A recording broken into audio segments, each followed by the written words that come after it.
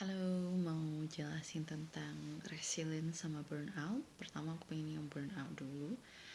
Em, di situ aku di slide nulis bahwa mengumpamakan burnout adalah overflowing glass. Jadi ada hubungannya sama kapasitas, kemudian em, melebihi dari kapasitas kita.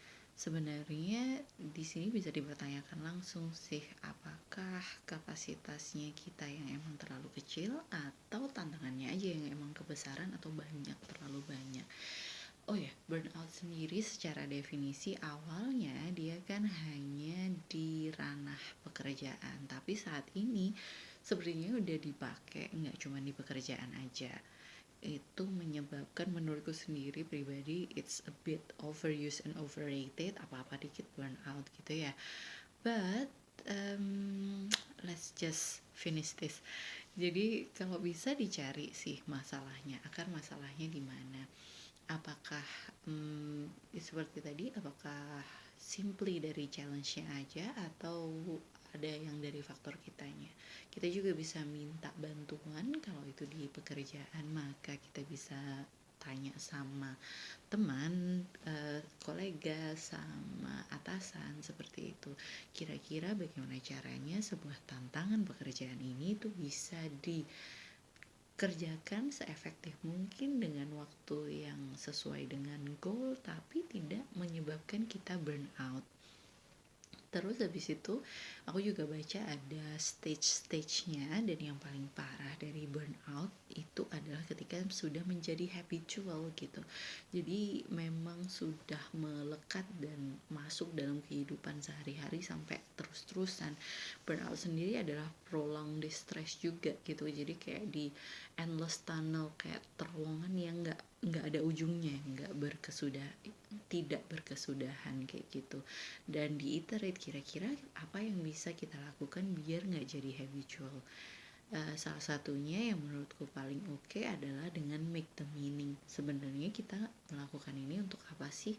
Just for our personal meaning, it's fine, it's okay, dan itu keren banget menurutku karena kita bakal punya sense of purpose juga gitu ketika kita melakukannya. Nah, yang aku sangat-sangat tertarik adalah yang resilience. Di situ aku coba cari apa sih contoh yang kira-kira sangat resilience gitu. Dan aku menemukan bonsai. Menurutku bonsai itu udah contoh yang paling analogi yang paling tepat. Akhirnya aku cari-cari dan aku menonton video namanya American Shokunin. Ini dari National Geographic, di mana mendokumentasikan seorang Amerika yang belajar jadi apprentice selama 6-8 tahun kalau nggak salah di Jepang untuk menjadi artis bonsai. Di situ aku menemukan beberapa hal yang sangat persis. Dia bilang bahwa pohon atau bonsai itu sendiri sebenarnya mirip banget sama manusia. Dia kayak mikrokosmos, dia kayak punya dunia mininya sendiri si bonsai ini, dan bisa diproyeksikan seperti manusia. Pertama yaitu bagaimana proses hidup bonsai ini adalah pushing the limit of the living things to survive, and it's like walking between the life and death.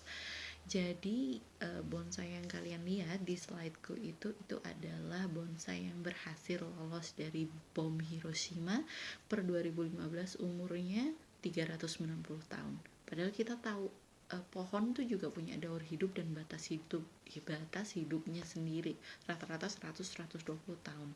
Bagaimana caranya bisa sampai di push sampai 390 tahun? It's amazing, isn't it? Bahkan artisnya sendiri pasti udah meninggal gitu kan. Nah, dia melihat bahwa proses bonsai ini itu adalah seperti dialog. Jadi kayak dialog antara si artis sama si pohon itu sendiri.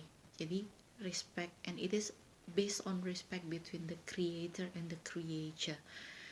Kalau dihubungin ke manusia, maka ya manusia dengan penciptanya gitu. Dan aku berpikir kalau life is a dialogue, maka resilience is my part. Itu adalah dialog bagianku kepada penciptaku, kayak gitu istilahnya. Karena seperti bonsai itu, apa yang dilakukan sama si artis itu juga melihat respon dari pohonnya, dilihat bagaimana ia merespon terhadap kawat-kawat yang membentuk ia, kemudian bagaimana ia merespon terhadap nutrisi yang diberikan dari si artis itu sendiri, dan yang terakhir, time matters, bahwa waktu itu penting banget, karena dari waktu berjalan itu menunjukkan bagaimana luka-luka, sayatan, potongan itu tadi direspon oleh si pohon, dan itu becomes a natural beauty. Sama sih kayak manusia juga kan, luka-luka yang kita dapatkan itu adalah tempat kita berpijak untuk bisa bertumbuh. Kemudian luka-luka itu sendiri adalah kecantikan kita gitu loh, our beauty. Senyampang berjalannya waktu, tanpa ada luka mungkin kita nggak bisa lebih bijak, tanpa ada luka mungkin kita nggak bisa belajar sejauh ini, seperti itu. So the resilience is our part of dialogue with our creator. Itu sih menurutku keren ya. Filosofis dan puitis, suka banget.